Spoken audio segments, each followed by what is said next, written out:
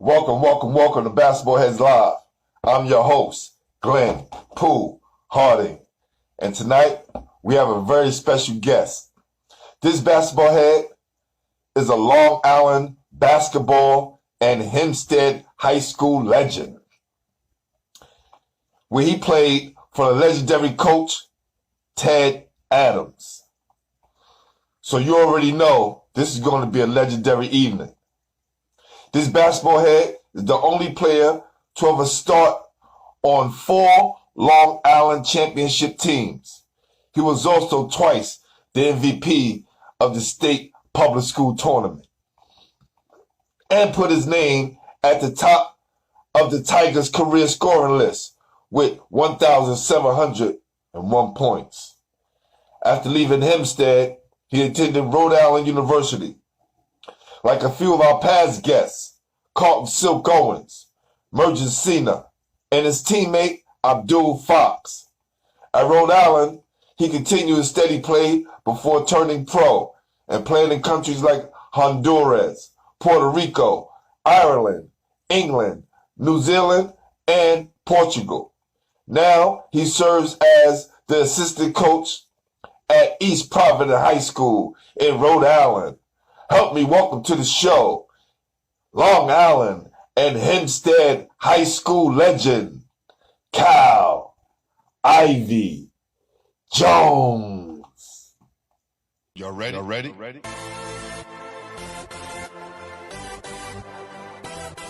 Yes.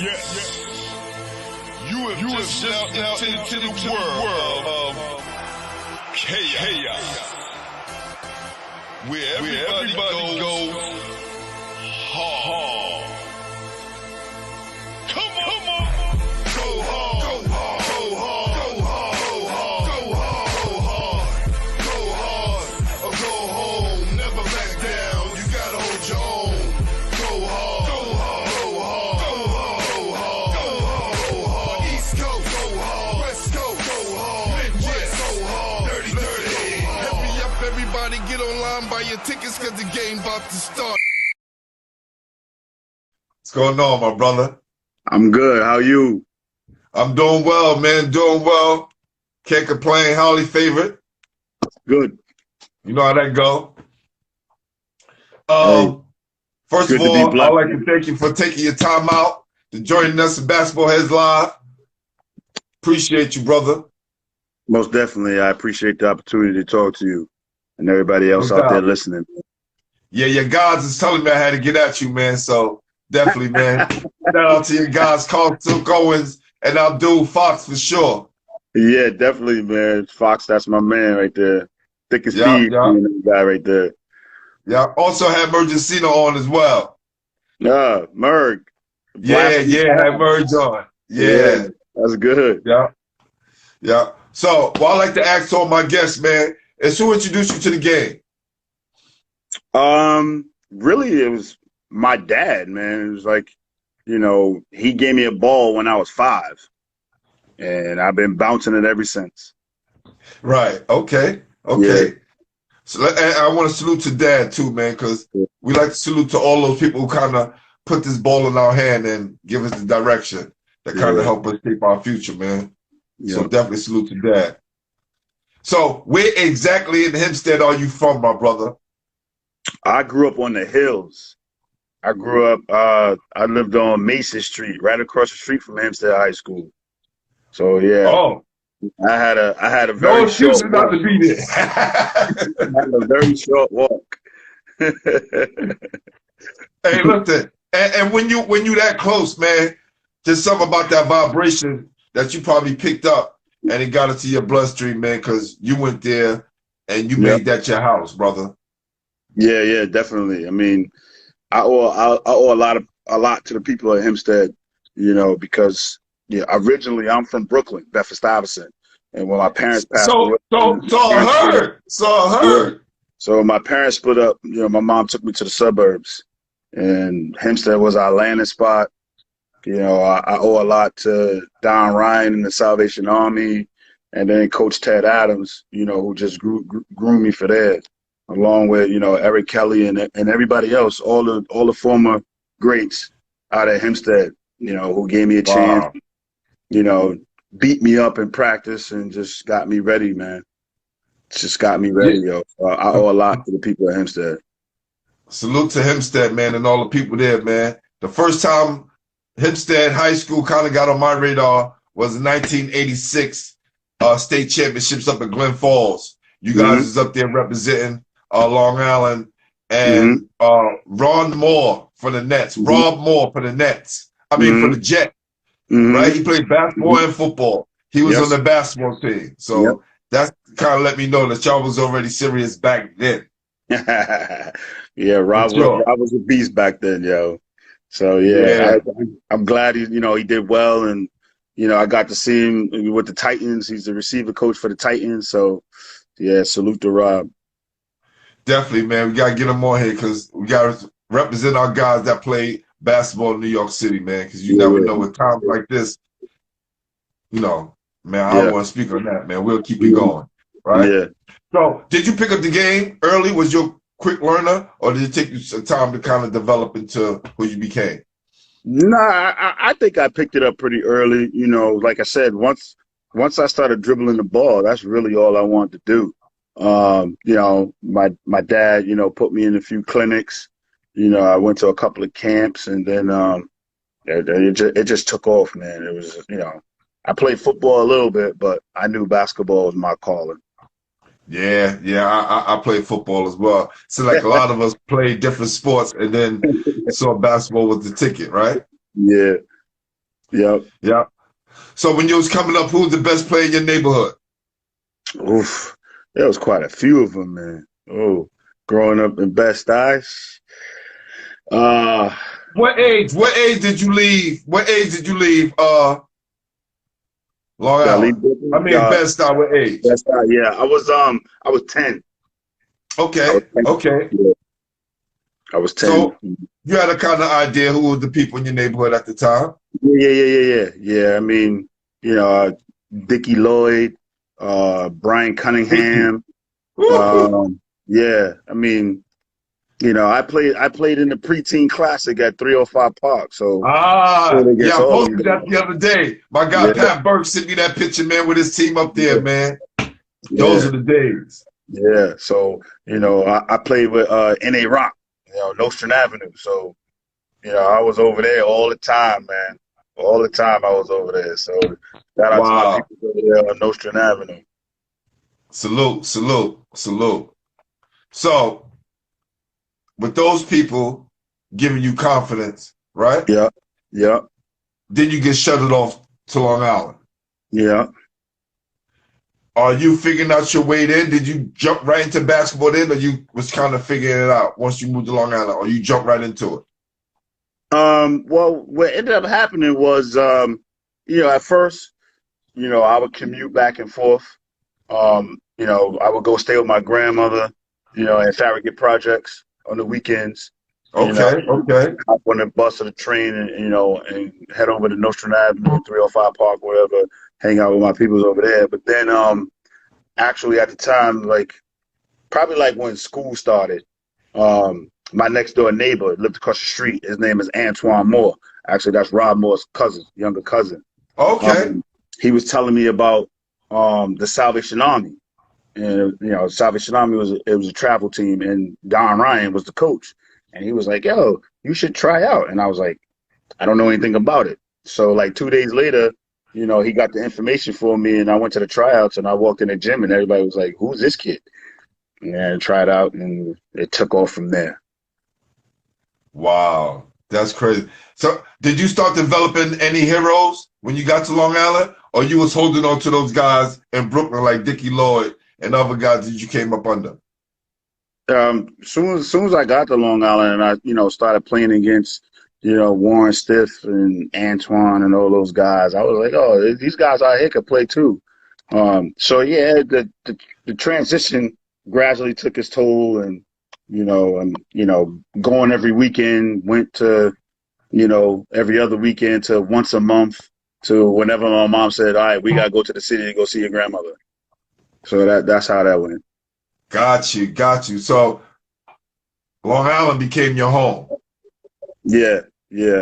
Yeah, I tell everybody I bleed tiger blue. Hempstead Tigers for life. They know what that For is. sure.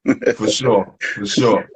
So what was Hempstead like you for back then, man? Like you coming up, coming from the city and moving to the suburb. How was that transition for you?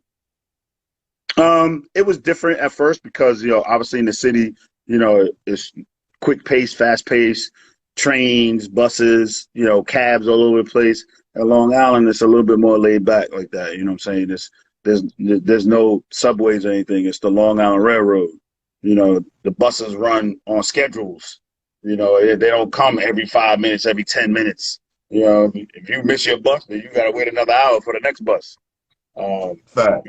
So it was like that. If you want a cab, you got to call a cab company. You can't just stand in the corner and flag the cab down. Back in those days. So Right. Now you got Uber and Lyft, right? Right. It was different. Yeah, it was definitely different. Yeah. Okay. So who were some of the guys that you started to come up with and hook up with once you got out to Hempstead? My guy Lamont Hugh, him and his twin brother, Lenny and Lamont Hugh, Damian Brown, Vince Farmer. We all played together. We all just about in the same class. Whether they're behind me. JoJo Watts, Desmond Conley, all those guys. We basically just all played together, lived in the same area, hung out at Campbell Park. And that was my crew. That's who I hung out with. What was Campbell Spot the place to be where all the ballers met up at and played? It was either there or Lincoln Park. Yeah, I heard about Lincoln Park as well. It was there, Lincoln Park. Was there any tournaments? Any tournaments ran out of those parks? Lincoln, ran some tournaments, but Coach Adams, we used to go to other towns and play in summer leagues and stuff like that. And sometimes we would just get on a bus or something or ride our bikes to different towns and go to different parks. And just 5 of us just go over there and run and take over the park. How important was Coach Adams in the community during that time? Because I heard his reputation is huge. Very important, very important. He was a teacher at one of the elementary schools. Him and his wife. Very important, man. He worked at the Salvation Army. He ran the after school programs at the Salvation Army. He ran the summer camps. And one of the toughest areas where the Salvation Army was, the street that it was on was one of the toughest, hardest areas in Hempstead, Terrace Avenue. So. Oh yeah, definitely. I had some kids that live over there. So a lot of my kids, I teach in Valley Stream. A lot of my kids come from that area. Yes. Yeah. So back then, your parents was like, especially my mom, she was like, I don't want you over there. But I was like, Mom, I got to go over there. Like, don't worry. I know a lot of people over there, Not to say that they wasn't going to bother me, but I didn't go over there to cause trouble. And some of my teammates lived over there. So there you go. And look, you know how it go. If you cool, and you about this life, just to get you a pass, if you're a cool dude, right? Yeah. If you try to play both sides, that's when you get in trouble. But for the most part, this gave us a pass to travel in and out of neighborhoods. Right. Right here. Exactly. That's facts. Yeah. Definitely. So you make varsity 9th grade year? Yeah, I started as a freshman. I started as a freshman. Let me tell you something. I'm going to tell you, keep it up. I made the team as a freshman, but I rode the bench. Yep. The great Kenny Anderson played as a freshman, but didn't start in the second quarter. Yeah. Yo, man. Talk to me, brother. What was that like, man? To be honest with you, I was surprised. I was actually surprised that my name was on the list. When I checked the list, because like I said, even though I played JV the year before in 8th grade, we still had talent on varsity. But me, I was like, well, I played last year. The worst thing that could happen, he'd be like, yo, I don't have a spot for you. I go back to JV as a freshman. Then, this was cool. I just wanted to try out. But then when I saw my name on the roster, I was like, oh, okay. And then once we start practicing, And then he was like, oh, he was like, Kyle, put on your blue. You running with the first group. I was like, I'm running with the first group. I was like, okay. And then, obviously, I took some time from upperclassmen, juniors, and seniors, but Right. they didn't give me no slack. You know what I'm saying? They still fucking beat me up in practice. They still went at me. And I was like, okay, look, if this is how it is, this is how it is. First of all and foremost, growing up in Brooklyn, Bedford-Stuyvesant, in the jungle, you got to be able to survive anyway. So I just took it as, look, okay, you may be older, but I'm still coming at you. And, they was like, okay, yo, this kid, he's serious. He's not backing down from us. So I gained their respect early. Wow, that's crazy. My guy Lorenzo Harrington said Cal was like the GOAT at Hempstead High School. Look, I don't think people really understand when you're in that seat. When you're in that seat, right? When heaviest head that wears the crown. Yeah. When that shit happens as a freshman, you got to learn how to balance it. Yeah. And then it happens again. And it happens again. It's like having a fucking hit record and then doing it again and again and again. It's not easy to do. Yeah, but it's not easy to do. No, it's not. But my coach, Ted Adams, he kept me level-headed, man. He didn't, let, the cameras and the interviews get to my head and all that type of stuff. He kept me level-headed. He was like, look, man, all this means nothing, if you're not doing your thing in the classrooms and all that type of stuff. This just comes with it. And, he was there. If a reporter asked to interview me, he was right there next to me, making sure that the reporter wouldn't try to put me in a scenario that I shouldn't be in or whatever the case may be. But he was right there. He kept me level-headed. And like I said, them guys, they just, it was just work. Practice was fun. You know what I'm saying? We worked, but it was fun. So when we got to the game, it was just that much easier. You know what I'm saying? Yeah. Well, my guy Rick Combs played at Uniondale High. He told me that Ted Adams is similar to what Ray Haskins is to Brooklyn. Yeah, okay. Yeah, and how he's in the community and how he's always kept his foot, his feet 10 toes down and helped a lot of kids throughout the generations. Yeah. He definitely helped a lot of kids, man, regardless whether, elementary, middle school, high school, like Hempstead, there's one high school in the town. So, we all know each other. There's one middle school in the town. So we all know each other. So it was like, he was firmly dipped in the community, man. I mean, don't get me wrong. I'm pretty sure that there's some people that didn't like him or whatever. But for me, he's one of the mentors. I don't have anything bad to say about the guy. I love the guy to death. Man, if the streets wasn't so ravaged with gangs all over the place, just imagine the talent that will still be coming out of these schools. When you like the only high school, what I found out during this show is that Mount Vernon is the only high school in that area. So they get all the ball players, right? When you think about the great DeWitt Clinton High School, it was an all-boys school, and anybody can go there. Yeah. This is the reason why they have 18 city championships, right? Boys and girls. They have, they're like number 2 with city championships because there was an all-boys school. Right. And I don't think people realize that when you have such a great selection of talent, the game is easier compared to people who kind of, in different kind of schools and don't have that many kids to choose from. Right. Yeah. So let's talk about about this whole run, right, that you had. This kind of Lance Stevenson run, because that's the only person I can compare this to. All right.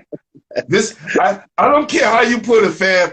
Lance is the only one in Lincoln history that took us to 4 straight championships back to back to back to back. And you were doing this in on Long Island. Yep. And a heavy pace and a heavy clip.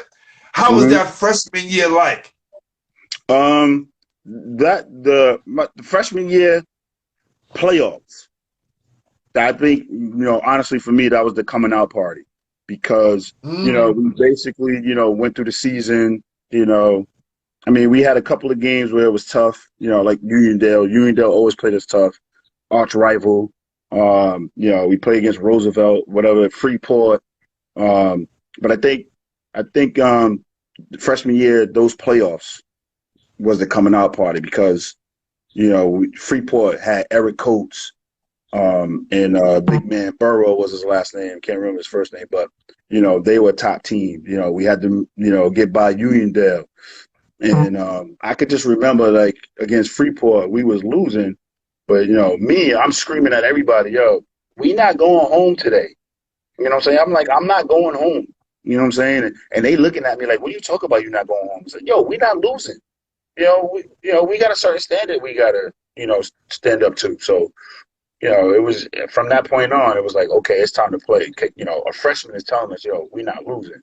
So it's time to play. So, yeah, I think that was the coming out party for me, freshman year playoff. How much did you have, Cal?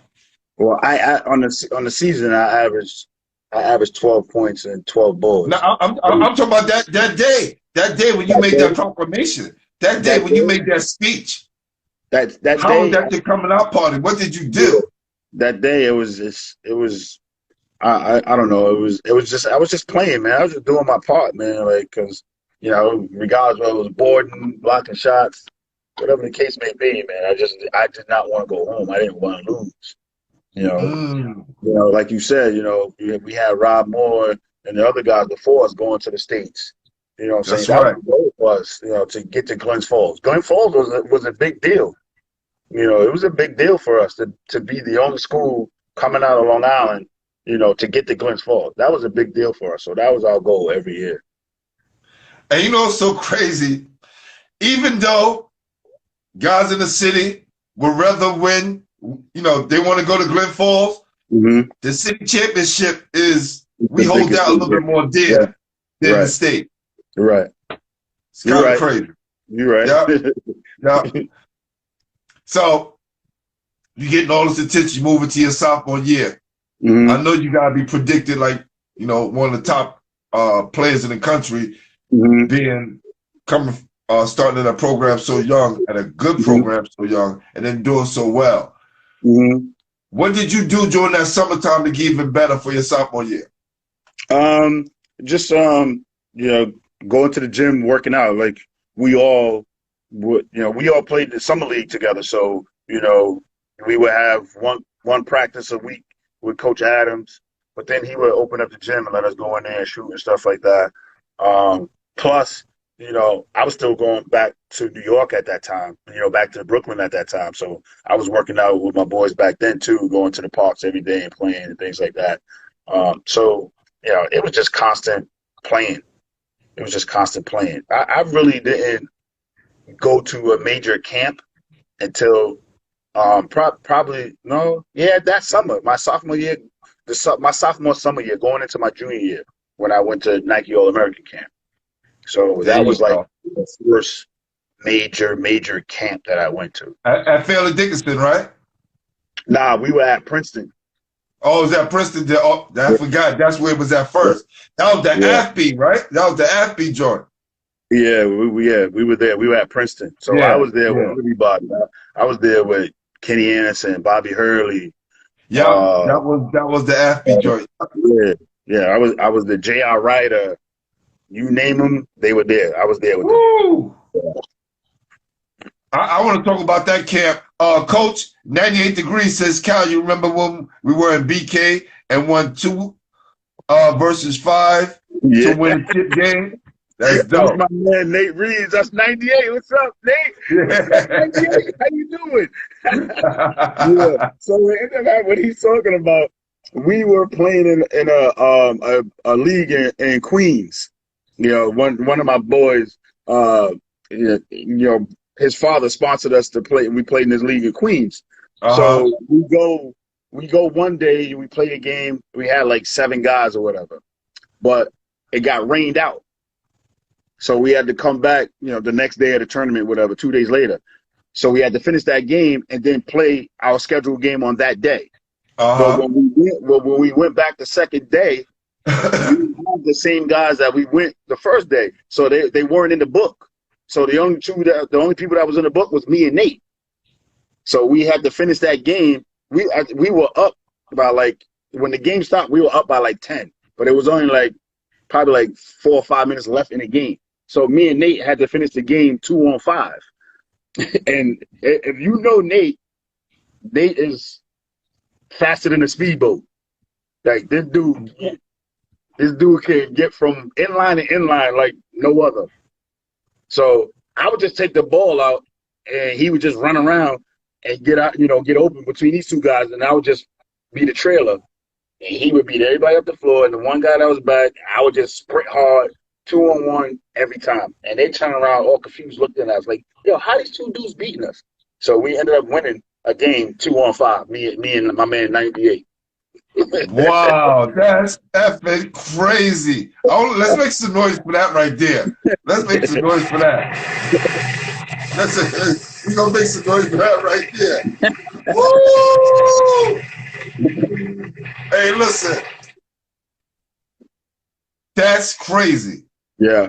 Yeah. That's crazy. Salute to my guy 98 for sure. Yep. My guy Blaze said Nathan Reeves with the Hempstead. Who's Nathan Reeves? That's what we just talked about. Okay, cool. Yep. So we just talking 98. Got you. Salute Nathan. That's cool. Guard like that, you would love to play with. Oh yeah. Love to play with him, man. Pick and rolls. He'd be like, yo, okay, just set the screen. You know what's gonna happen. And every time he would set his guy up. And they would try to jump the screen, and he was so fast. You jump the screen, he was crossing over, and he was getting to the bucket, man. Yo, when I tell you this dude, how fast this dude was with a basketball, man, you would not believe it. You know how fast Mike Vick was on the football field? Yes. And the dudes used to say, yo, he's even fast on camera. Yo, that's Nate. That's crazy. Nate. Everything. That's Nate. So you up at Nike or the athlete camp, right? Yeah. In Princeton, all the top players in the country are there. Yeah. Kid from Long Island is there. Yeah. Wide open. You hearing and seeing all these dudes that you heard about, you finally get to see them. Mm-hmm. Up close and personal. Damn. That's the best time right now. Okay? You get to prove what you're about. Yep. Okay? Cal, who ass did you bust that everyone was raving about? But when you faced them, it was something different. Well, me and JR had a nice go at it. Me and JR had a nice go at it. Mister, we had a nice go at it. I don't want to back down on Jordan. Yeah, me and JR, we had a nice go at it. Yeah. How was that, man? And was he now we can see it on television. Was he a killer in real life? Oh, definitely. I think, me personally, that camp is when everybody started to realize, yo, I really can play. You know what I'm saying? Especially because, like, even though at Nike camp you got to go to school in the morning, we up just like a regular school day in different classes, taking classes, but come 1 o'clock after lunch, we on the court. So, it was like seeing everybody that, we read about in the paper or, we heard about on the news, seeing highlights, we all there. Guys are going hard. Yeah, guys are going hard because they're like, yo, I'm the best amongst the best. Like, I can't leave here and not show myself. So did you and JR, y'all played, when y'all played against each other, did y'all hold each other? Yeah. I mean, to be honest with you, I took it personal. You know what I'm saying? Because I'm like, yo, he plays my position. We just about the same height. It seems that, we do similar things. Yeah, I wanted to guard him. I wanted to guard him. And, I'll be honest, regardless whether it was JR or anybody else, Lorenzo Orr or anybody else that was there, I wanted to match up with them too because coming from Long Island, not many people know about players from Long Island. So we kind of had a chip on our shoulder. We had a chip on our shoulder. Yeah, that's real. I suppose. So now you come back, leaving the camp, come back out to Long Island. New school year. Mm-hmm. What happens? Just explode. Just explode because it was like every game, it was something in the paper about me, just, me. And I mean, I'll be honest with you, people were coming to watch. Hempstead's coming to town. I'll be honest with you, the gyms was packed. Everywhere we went.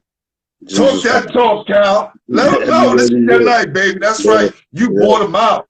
You packed the parking lot. Yeah.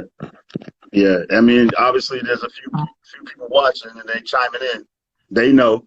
Don't hesitate to say something. Y'all know. Oh no. They definitely show the love for sure.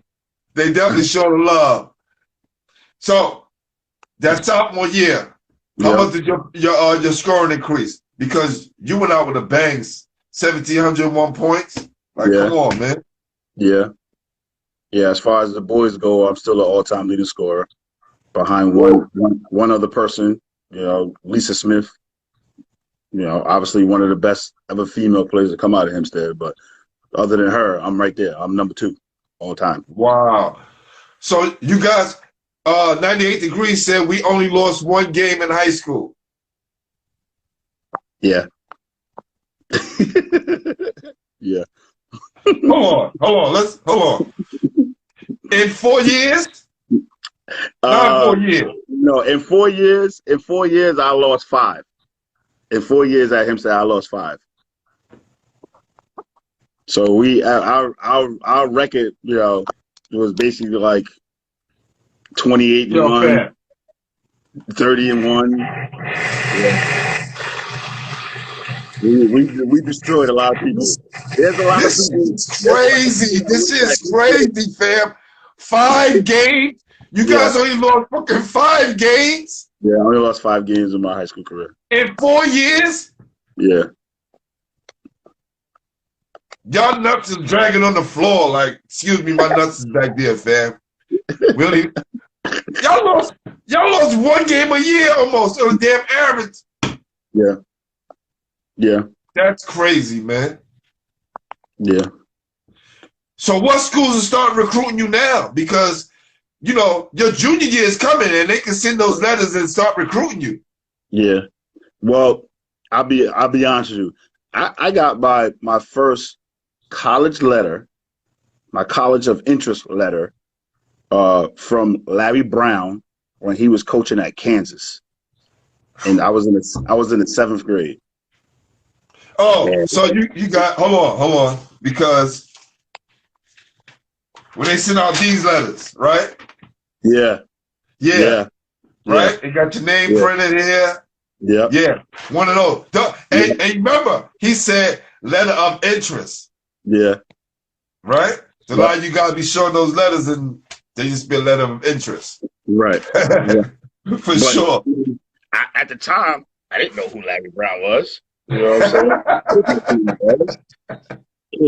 I was I showed Mr. A, Coach Adams. He was like, "Oh, okay." He said, "All right," and I was like, "Okay." So if that was his reaction, I was like, "Okay, yeah, all right, it's no big deal. I just keep playing." That's right. Obviously, the letters kept coming in. So, I mean, to be honest with you, I was recruited. I was being recruited by tons of schools, top-notch schools. I'll be honest with you. I almost went to Cincinnati when Bob Huggins was there. I took a visit in the whole 9 yards. First of all, let's just say this. Cincinnati fits your style of play. Yeah. Okay? Look, let's be real. And I always say this with me first, right? Mm-hmm. I know I chose the wrong basketball program for me. Mm-hmm. Right? Mm-hmm. Do well, you have all these accolades. and then you choose a school you think is a good fit for you. Mm-hmm. School is good, but the program is not. Mm-hmm. Right? So speak to a lot of guys who've been down that road. We're good now, right? Yeah. And I'm not even want to get out of high school yet because we still got some things to do. Because you won 2 MVPs as well. Right. Right? Did this happen your junior and senior year, or did it happen your sophomore year? This was junior, senior year. Yeah, junior, senior year. I mean, I chose Rhode Island, one, because when I went on my visit, it was just comfortable. I got along with a lot of the guys. At that time, Carlos Easterlin was there, another New York kid. That's right. Yeah. And we had other New York City kids that were coming up. It just felt comfortable. And plus, Al Skinner, who was my coach, he was also from Long Island. He, grew up in Melville, Malvern. He went to Malvern High School. So yeah, it just felt comfortable. Yeah, it was close enough for my mom to come and check me out, my family to come and check me out. Yeah, so I chose Rhode Island. Right. And how was that? Once you got to Rhode Island, you come in there, a legend. Yeah. Unlike most, you come there, certified legend, 4-year starter, 1,700 points. Mm-hmm. How does that transition when you get to Rhode Island?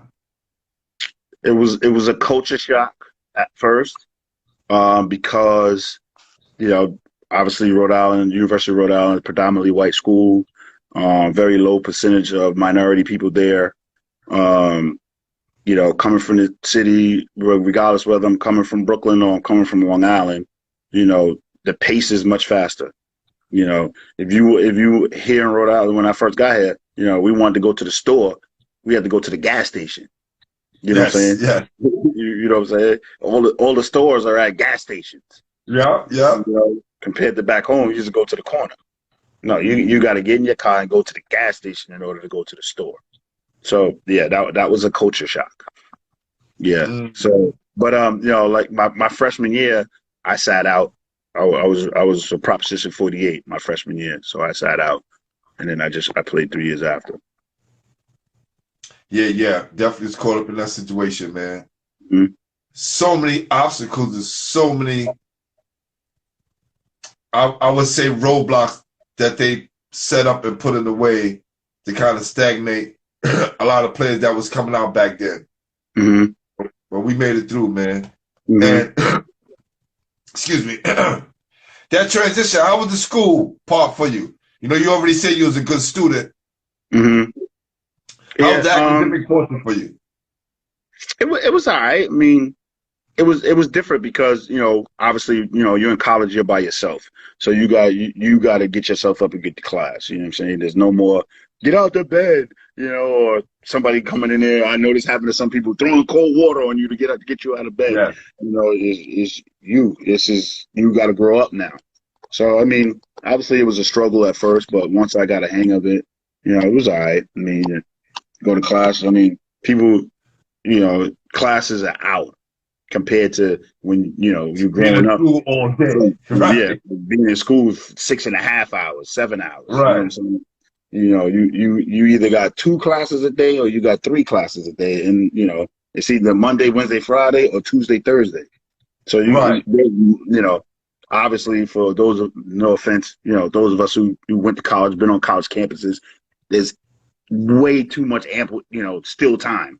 You gotta find something to do. You know what I'm saying? Right. So yeah, it's just an adjustment, man. Rick, I don't know if Rick Combs asked, do they still have that BS Prop 48? I don't know. I just think that we started to widen up and said we going to junior college. A lot of us back then, we were so stuck on going Division I and staying Division I and being at Division I, we would just stay there and go through the process. And a lot of us throughout the country went through that experience, right? Yeah. Where we could have went and played in a junior college, probably got an even better situation. Right. Right. Yeah. No. Even before, I went to URI, Coach Adams he said, well, maybe you should go to the prep school route. And I was like, why would I go prep school? It's just another year of high school. I didn't accomplish everything that I need to accomplish in high school. Yeah, I'm going to college, but it looking back in hindsight, should I have done it? I guess so, but I don't regret what I did. Listen, hindsight is 2020. I'm just telling you, I went through the same shit. I went to prep school my senior year. Yeah. Could have did a prep year. Yeah. Was like, I'm staying in high school to get for. And this is why mentors, parents, people who kind of know the game, they kind of can put you on that path, right? They kind of let you know. And even though you had Coach Adams there, still our mindset was just like D1, D1, D1, D1. It was had us hook, line, and sinking, right? We was already sold. Right. But just imagine we would just took a different route. Right. Just something to go, Yeah, right. Right? So how did Rhode Island help you grow as a man? It helped me a lot, because, I met some very good people, due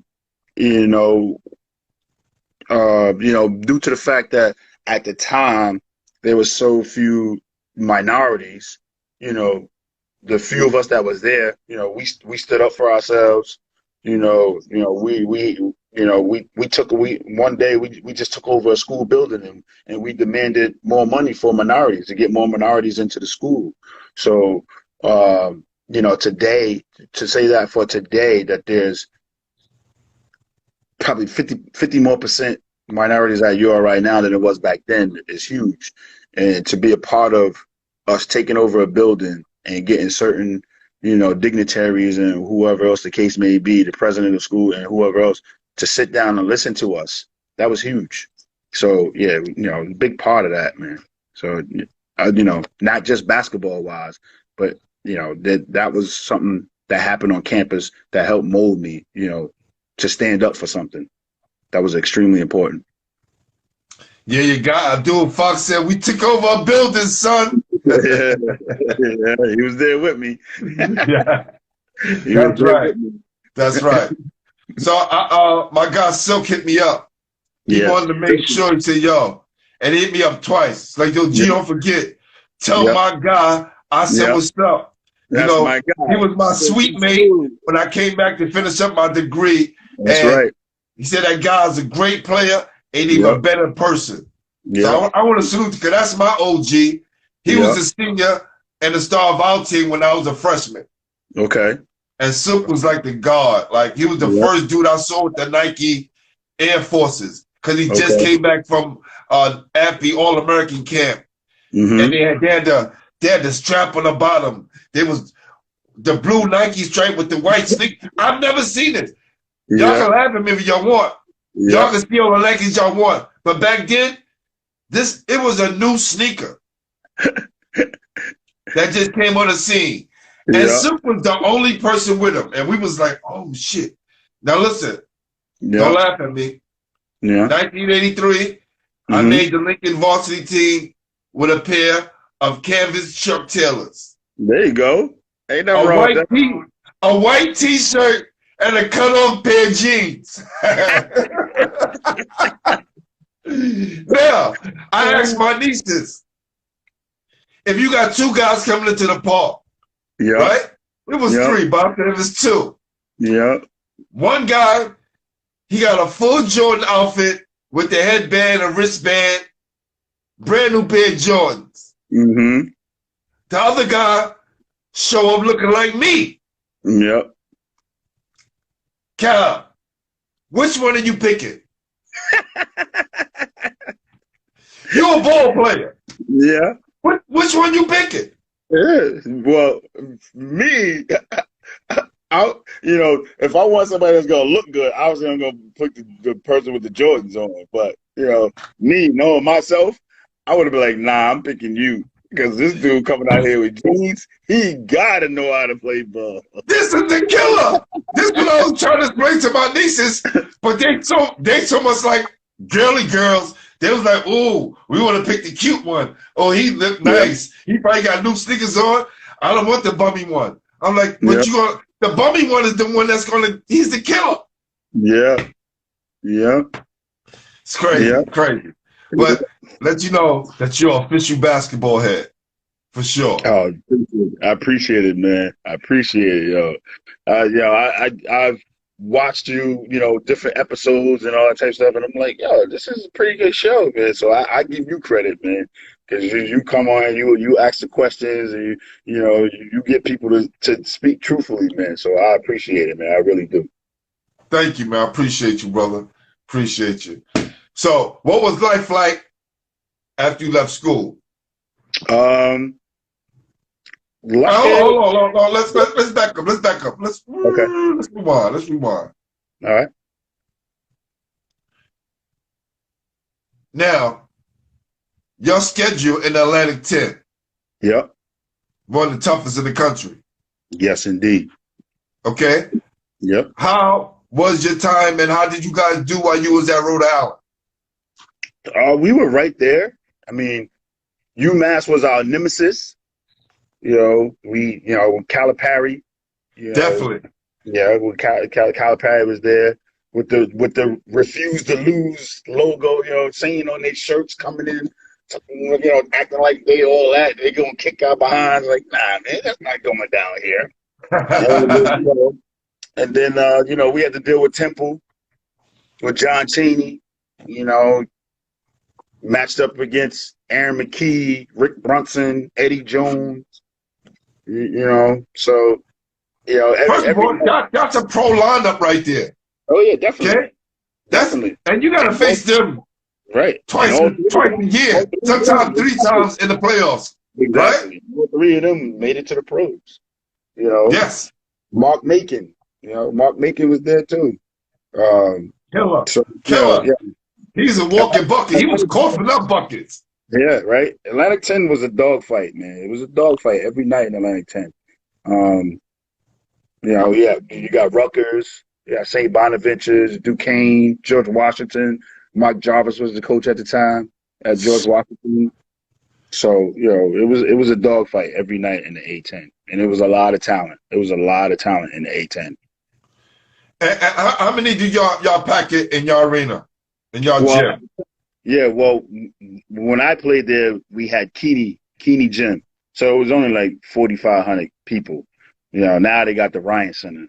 That they built that 2 years after I left, 2-3 years after I left. But we helped pioneer that. Playing. Yeah. Yo, my guy Abdul Fox said, "What's up about that red light district?"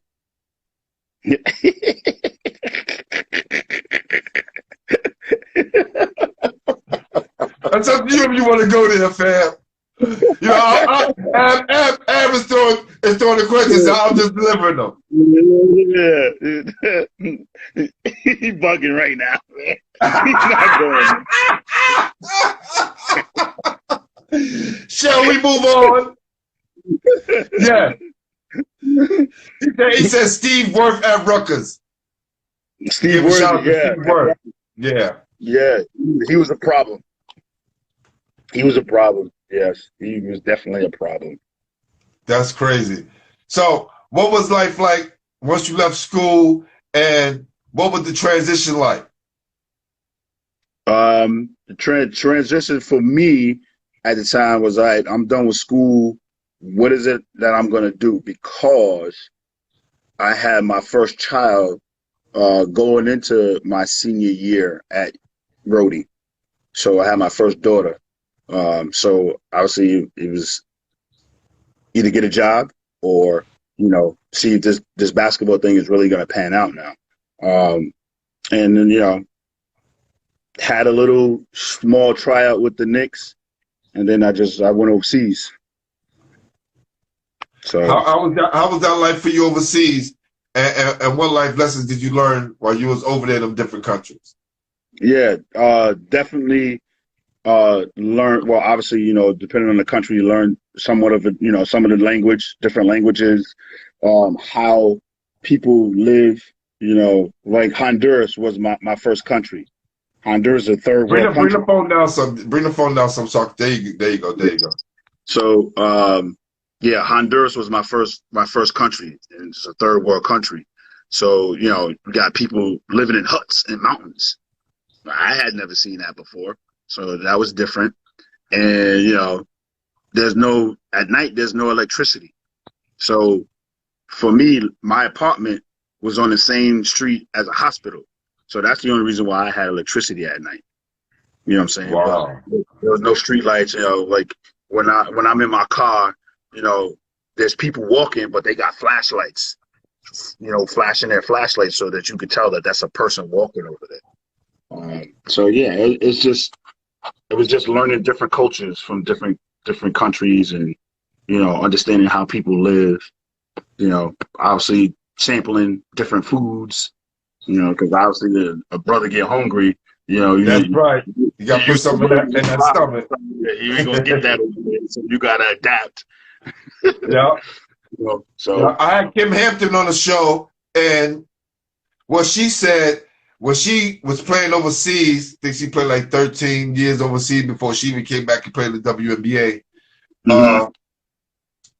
She spoke like 4 or 5, like at least 3 different languages during the interview. Oh, okay. I was blown away. I was like, she's like, yeah, you know, I would like to go down there and experience the people and be able to communicate with them. And I thought that was so exceptional. Because us as ball players, we go over there and we just think it's this, and it's like you said, it's the culture, the food, the language, all of those different things that you can kind of pick up on and kind of, you know, add that to your sample size of real life experiences. That's real. Yeah, so, it was definitely, you know, it's definitely a learning experience, man. You know, obviously we go over there to play ball, to play a sport that we love, but you still got to make the adjustment. And you got to learn, you know, because now you're living in this country, you know, 5, 6, 8 months out of the year. You know what I'm saying? So you got to adapt and learn what goes on over there. Yeah. Salute. We have Katrina Plummer. She's on the check-in. She's a Babylon High School great. She's a referee now. Yeah. Okay. All right. Babylon. North Baller Babylon. for real. Long Island baller for real. Born and bred. What's going on? How you doing? So, many battles with North Babylon. I said we got many battles with North Babylon. Yes, North Babylon. Definitely. Yeah. So, was the transition from playing college ball to pro ball any different? Overseas, yeah, because I mean they it's spread out. They rely on the 3-point shot. You know, it's just like if anybody watches now on television, you look at overseas basketball. It's the same. It was the same thing back then. But it was basketball. Hold on. Give me some more space between you and the screen. There you go. Yeah. So a little bit more. So when we put your name up, we got some room to work with. There you go. All right. Is that better? Yeah. Yeah, that's perfect. So you were talking about the transition between college and overseas. 2 guys on the team, 2 Americans at least. Yeah, 2 Americans, 3 if the third one had been over there for a number of years and was able to get citizenship. Yeah, but I mean, I don't think that is that much difference. It's just the fact that overseas they rely on the 3-point shot more. I think the biggest adjustment was the balls. The balls are different over there because the different feel, right? Yeah, it's a different feel, right? Exactly. So I think that was the biggest adjustment, just the feel of the ball. But I mean, the lane was wider. I mean, it's not like that now, but back then the lane was wider. So. And the lines in the ball are different as well. Yeah. Like certain balls, the lines are wider. It's like all the balls are like 2-tone colors.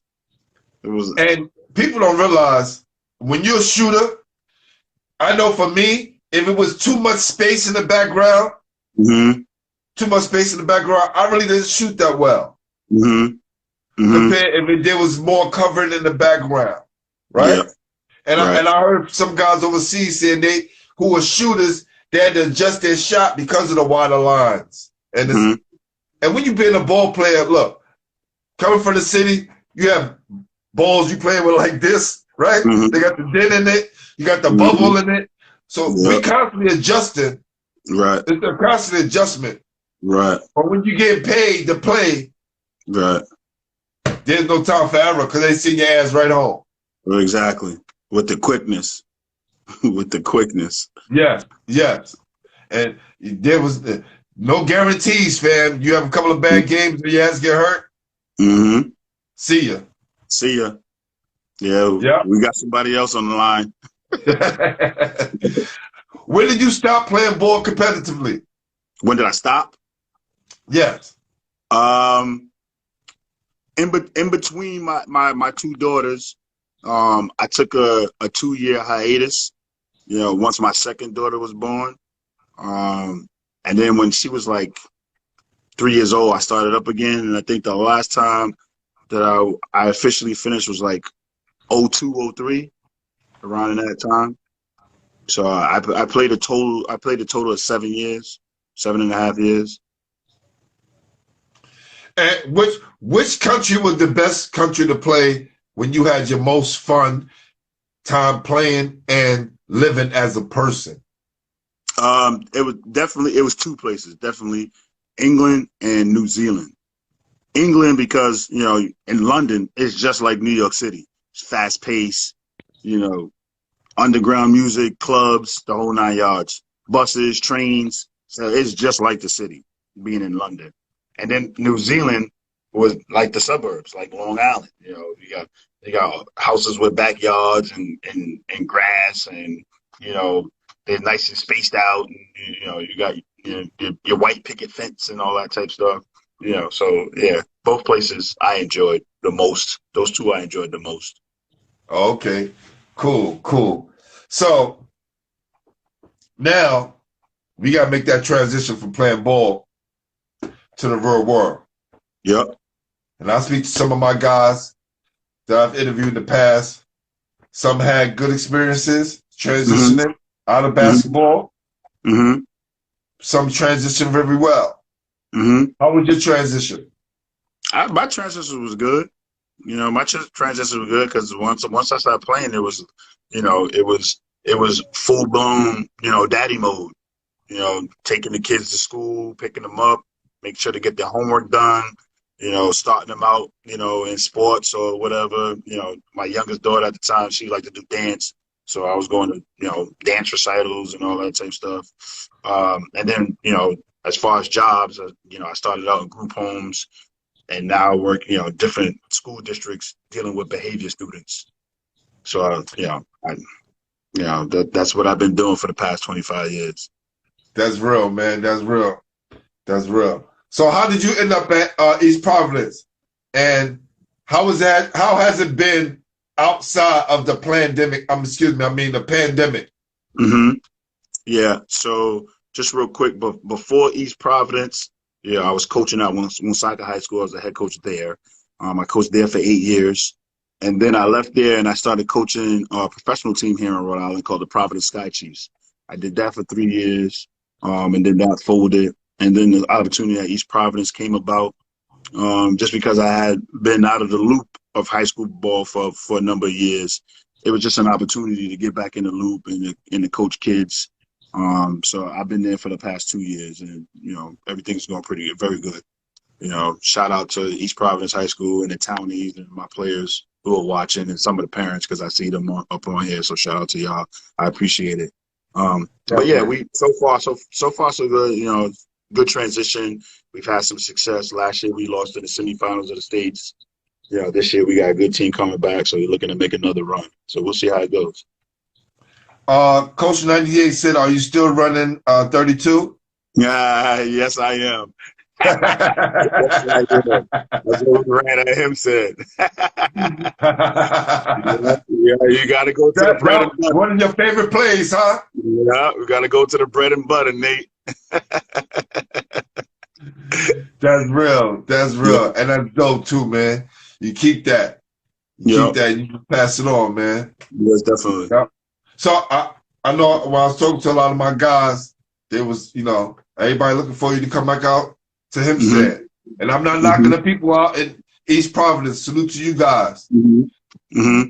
But how was that? Any communication with you getting back to your alma mater someday? Someday, not now, someday. Ooh, man. I love being here in Rhode Island. I do, but I'm a New Yorker, and as they say, you could take a person out of New York, but you can't take New York out of the person. And at some point, I can't say when, but I would love to be able to go back home and reestablish myself in the community and help out in the community. But the timing's got to be right. Yeah, so it is what it is. Listen, if and when it happens, and it will, it's gonna be the red carpet treatment. Yeah, the whole community is gonna be hyped. Kids gonna stop playing, those little games that they're playing out in the streets, and they're gonna put down the gang life, and they're gonna come into the school and play Kyle Ivey-Jones. Gonna be like, yo, he's back. He's back. I hope so. Yeah. So I know you haven't been out back home in a few. Have you still been connected to the people and what's going on in Long Island, the basketball scene? Oh yeah, definitely. I keep in contact with a lot of people, obviously through social media. I talk to, my point guard Lamont Hugh. I talk to him periodically. I talk to my high school coach periodically. So I'm abreast of a lot of things that go on in Hempstead, negative and positive. I actually, Don Ryan, who was my coach in the Salvation Army, he's the mayor of Hempstead now. So, wow. Things are going pretty well. Obviously, again, certain people appreciate what he's doing. Certain people don't appreciate what he's doing, but he's the mayor of Hempstead. And, he's just like Coach Adams. He's been engulfed in Hempstead a very long time. So yeah, I definitely want to get Coach on, man, because I tell people all the time. I always say New York City, but New York as a whole, collective, whether you're upstate, Long Island, Staten Island, they see New York. That's what it is. So we want to keep that family line going on and make sure we keep, getting that history and documenting it. Right. So people are never forgotten. Because look, Cal, I know I mentioned this earlier, but if you ask a lot of people in New York City who's like the top programs, winning programs with city championships and pro players, a lot of them will say Lincoln. A lot of them say, schools. They may mention boys, and they'll be correct, right? Yeah. But do you know who's the number one?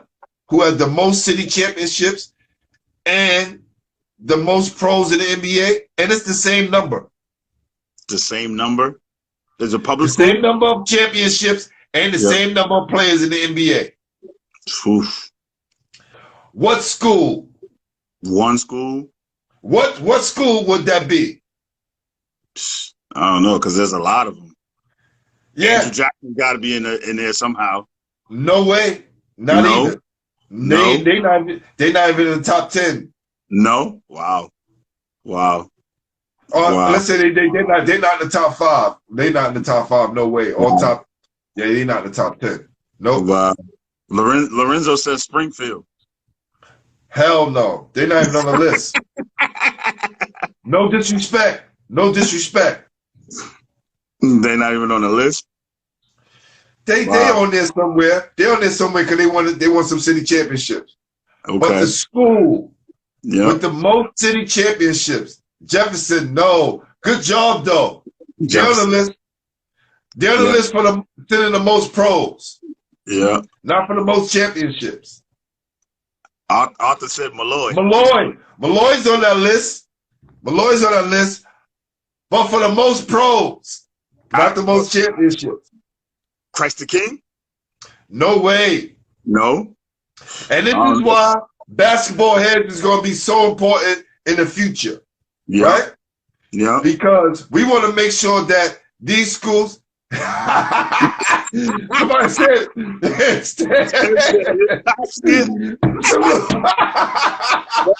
that? Shout for the team, yo. Shout to you, my man. Whoa! Hey, listen, you gotta love it.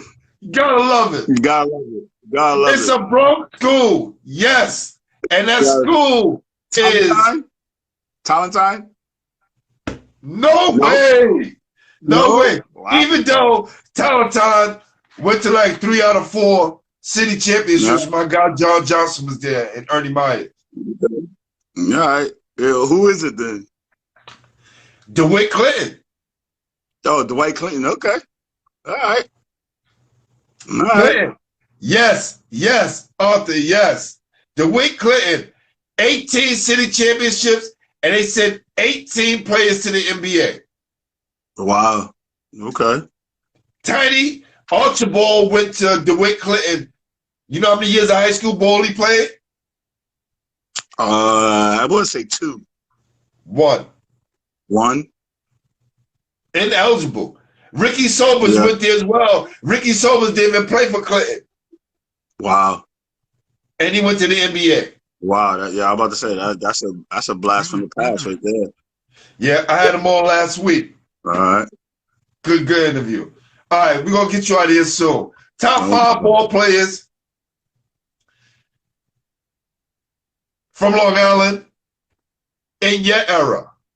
Top 5 in my era. Top 5 in your era.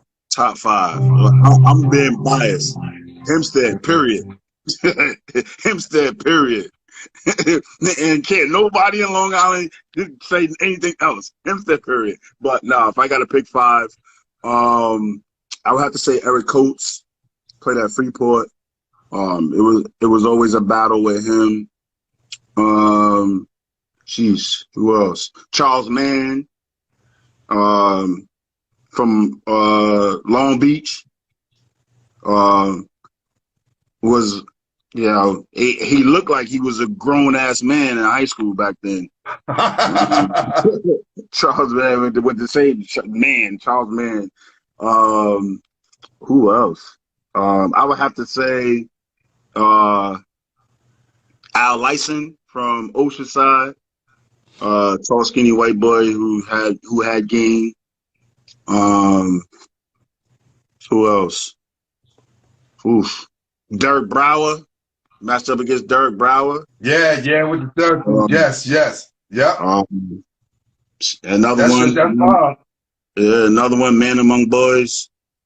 Big wide body. He was agile. I would say he was tractor trailer before tractor trailer. Yes, definitely. Top 5 players in Long Island history. Mm-hmm. Not in your era. Yeah. In Long Island history. We want to get to history. You know. Now let's go. Those the same 5 that you picking? Nah. See, it's tough, like, because I gotta remember names, yo. Well, obviously, I'm gonna put my man S1 Sean White on the list. You know, was my shooting guard. Was a killer with daggers. He was a small guard, but he was another fast guard, a little bully, but dude could shoot the lights out. So I'm gonna have to go with S1 Sean White. Who else? You look on the screen, they giving you some help, man. They giving you some help, man. I see Billy Donovan. Okay, yeah, of course. Dr. J's from Hempstead, even though he went to Roosevelt. He's from Hempstead. Oh, is Dr. J from Hempstead or Roosevelt? No, he's from Hempstead. He just went to Roosevelt. Really? Yeah. He's from Hempstead. Everybody else say he's a Roosevelt guy. Okay. Right. I thought. Okay. 2 more. One more. And honestly, I'm gonna put myself on that list. Let's make some noise for that right there, for sure. On that list. For sure. I'm still an all-time leading scorer in my high school, so of course I'm gonna put myself on that list. That's right. Because I don't think any of those guys on that list did what you did. Yeah. So I see somebody who's that author. Put my man Vita Blue, Reggie Chambers. I see you, Arthur Vita. He was a very good player. He's all right. So, top 5 basketball programs in Long Island history. Top 5: Hempstead, numero uno.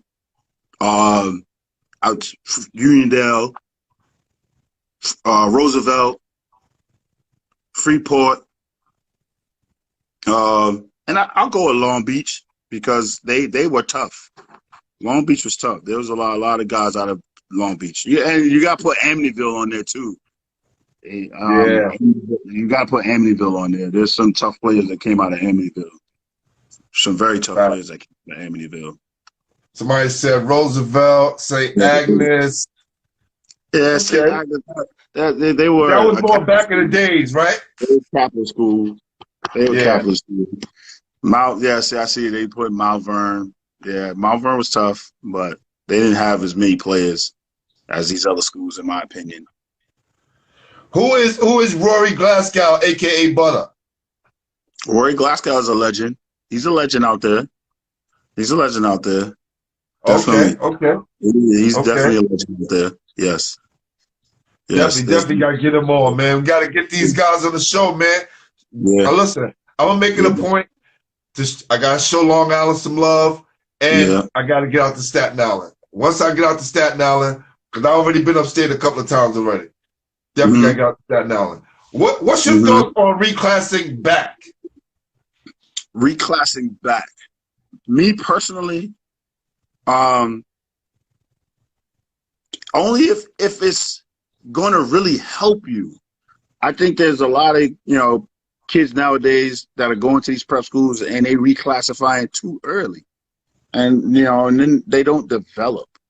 They reclass it like in the fourth. They reclass it like in the 4th and 5th grade. They reclass it too early, okay, I get it. You reclassify whatever, but I mean, it seems to be a trend here in the New England area, and for a lot of kids, I just don't think it pans out. That's just my opinion. I just don't think it pans out. There's no guarantee. There's no guarantee that reclass is going to help you. Yeah, exactly, because they still bringing in other players. Just like if you go to college, every year you got new players coming in. So reclassifying, is that really going to help you? I think people need to really look into it to see if it's really worthwhile. Because it's not really worthwhile for everybody. It's just my humble opinion. No, it's real. I put up a post a couple of weeks ago that said the kids paying attention too much with the ranking. And they said, I think 2005 was the last time a number 1 ranked player became a NBA All-Star. Yeah. You'd be number 1 in 8th grade. It ain't like back in the days, Pearl Washington, number 1 point guard in the country, Kenny Anderson, Ross Strickland. Right. Yeah. Okay. It's not for everybody, man. No, it's definitely not. So, with all the things that happened, you kind of satisfied with your basketball career and coaching up to this point? I am. I mean, I'm one of many people who could say that, basketball has helped my eyes see a lot of things that the normal average person would never be able to see. Basketball helped me get a free education, just like many of us that you've had on and who are watching right now. Who can really complain, regardless whether you're in the NBA or you're playing overseas? You're getting paid to play basketball, something that you love to do. So no, there's nothing I can complain about, man. Basketball has been good to me, and through coaching and everything else that I'm doing, I'm giving back to the game of basketball. That's right. One of you rappers should do a song and dedicate it to basketball and say basketball's been good to me. Yeah. We can play it on an everyday basis. Mm-hmm. All right. So, any words to any of your players, any of your coaches, anybody that's listening, all the people out there, Hempstead, who's watching right now? Any last words? Yeah. First off, thank you, to you for giving me the opportunity, to share my story and talk to you and reminisce, my high school days and my Bedford-Stuyvesant days. I got to give a shout out to my children, because obviously they've been supporting me throughout the years. So shout out to Katrisa, Kiana, Christian, and Takai. I got to give a shout out to all my people, in Hempstead, who's been following me over the years and who's chiming in now and showing me love. Everybody in Brooklyn, Bedford-Stuyvesant, my family back there. And obviously the players that I'm coaching right now, keep working. I tell my players all the time, good coaches love players that are coachable, who listen and who want to work. Good coaches don't like lazy ball players. So, keep working, strive to get better. And, me personally, it's all about the kids, man. It's all about the kids, because obviously us now, we're adults, what I'm saying? And there are certain things, that our parents either couldn't provide for us or couldn't teach us because they didn't go through it. And now we going through it. So for me, it's all about the kids. I tell my children all the time, I'm raising you to be better than me, because I want the best for them. And when I'm coaching, I want the best for those kids, because, one day they're going to grow up to be men. And I'm trying to get them to understand that, there's just a certain line you got to walk when it's the real world. Very true. Very true. David Green said, "Where's my shout out?" Who's that? David S.D. Gray. What up, D? Well, listen, what up, D? As you were saying that, right? And my guy, Jamel Powell, my artist, he not here tonight because he just received his master's over the weekend, so he's celebrating. So we want to give a shout out and make some noise for my guy, Jamel Powell, for receiving his master's. Okay, another ball player here on Basketball Head Live, and he want to make all of you guys look good. So let's make some noise for my guy, Jamel Powell. Hey, I gotta say this, my man 98. There was a saying in Hempstead when we were there: you got to carry the books as well as the ball. You know what I'm saying? Because without going to class having the grades, we couldn't play ball. So that was always our saying: carry the books as well as the ball. For real. And he said he got the picture for you. So what I'm going to do, I know you're going to be here tomorrow. If you tune in tomorrow, because we got Coach Malcolm Connor from Brooklyn Collegiate on tomorrow. And if you tune in tomorrow, say you'll bring your picture and you can view it there. But what I wanted to say is that the message that you put out to your players and coaches and everybody else, especially the players, one day the game gonna be over, right? Right. And this is my sponsor's trophy. This is his own trophy that he made. He patented himself. So when we give a trophy to a kid who looks like us, he can see a representation of himself here. And he came up with this idea because he knew one day after he finished playing at St. Bonaventure that the game was going to be over. Okay. And once we start to realize that, we can start transitioning to different lives like you did. Okay. Right? And you can show your kids. Huh? If you want me, who's your guy? You said St. Bonaventure. Eric Hicks at Game Over. Eric Hicks at Game Over. So if you ever see these trophies around, a lot of people be having them. I give out a lot of them. This is his trophy. He runs the Standout in Brooklyn. Beautiful gym. Runs camps and all of that. tournaments out of there. But that's the slogan, game over, man. So we at that point right now. Right. And I want to say again, thank you, brother, for coming on the show. Appreciate you. Appreciate you for helping New York City basketball get to the level it's at right now, man. And we're still climbing because I know we came down a little bit, but we still on the ride. All right? And we're not going nowhere. We still in Mecca of basketball, man. Don't ever forget that. That's Don't right. ever forget that. We're in Mecca. Even though people say, oh, yeah, New York City is washed up with ball players. No, we're not. We still in Mecca. That's right. New York City is always going to be on the map. People always going to be like, oh, New York City. Yeah, we always going to be on the map. So I don't care what nobody says. Talk that talk. Let them know, Cal. That's right. That's right. That's right. Because we got to let the people know. They try moving out to the West Coast. It's here. Yes. That's right. So appreciate you, my brother. Thank you very much. Definitely. Make sure you tune in tomorrow. Yep. Your picture will be shown. And appreciate the love. And keep doing what you're doing, brother. Thank you. You do the same, man. Keep it up, man. Salute to you, partner. And I'll be hollering at you soon. We'll be DMing each other, stay in contact, all right? Most definitely. Most definitely. All right, peace.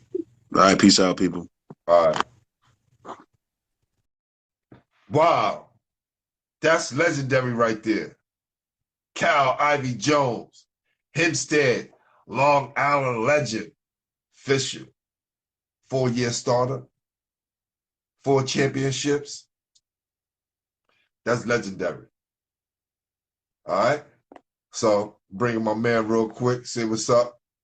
What's going on, Lorenzo? Make sure you guys tune in tomorrow. Got my guy, Malcolm Connor, head coach, Brooklyn Collegiate High School. What's going on, man? Oh, you're on the dark. Can't do that. So, thank you for tuning in. And just to let you guys know, this is Basketball Heads Live. We are the official home for New York City basketball. Peace.